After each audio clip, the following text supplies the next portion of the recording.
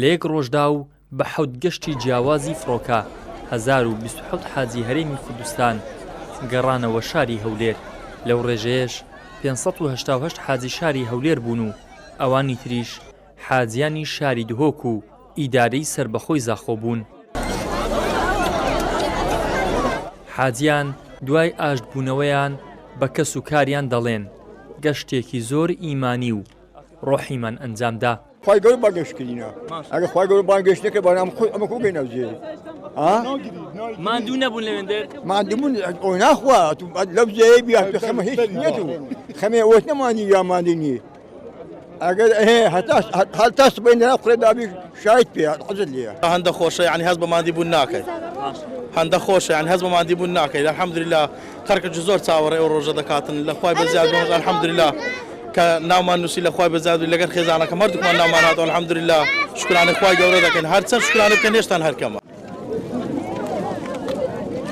حاجیان بەدەستی بە دوعا و باوەشی گەرمەوە گەڕانەوە نێو خانەوادەکانیان ئەوانیش بە گریان و فرمێسکەوە پێشوازیان لێ دەکەن.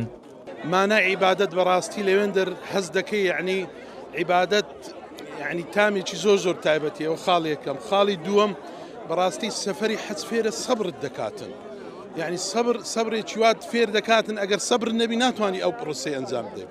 خاڵی سێم فێرە تەعاونت دەکاتن یعنی ئەگەر تەعاون نەبی لە بینی مسلمانان لەوێ فێری وەت دەکاتن کە ئەو دینە ئەو ئاینە سبحان الله لە هەموو ئەجناسەکان باوەڕت هەبی یەک مەوقفتان لۆ باز دەکەم یعنی مزدەلیفە ڕۆژی قیامەتە جەوەکەی ئیمانیە یعنی تو لێرە پێ ناکرێەوەندە نوێژە بکەلێ ئەو هەموو 100,000 نوێژەمان کردی و 1000 نوێژەمان کردیا یەک نوێژمان لە غورفەی نەکردی الحەمدوللا لێرانە پێ ناکرێتن بەڕاستی سەفەرێکی ئەوەندە خۆش بوو وەسف ناکرێتن و الحەمدوللا ئێمەش یەکەم سەفەرمان بوو یەکەم وەزبەش بوو یەکەم وەزبەش گەڕاینەوە الحەمدوللا لەبارەی کاک حاجی مەناسیکەکان کە ئەنجامتان دەدا ماندوو نەدەبوون بەڕێ وەڵا زۆر ماندوو بووین ماشەڵڵا یعنی زۆر بەس ئەجرەکەی بە ماندوونەکەیە.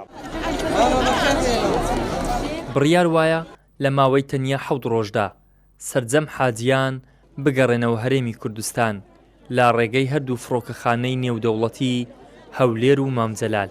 ڕۆژانەش 4 بۆ 7 کاروان دەگەڕێنەوە. ئیدریس محەممەد، کەناڵی ئاسمانی پەیام، هەولێر.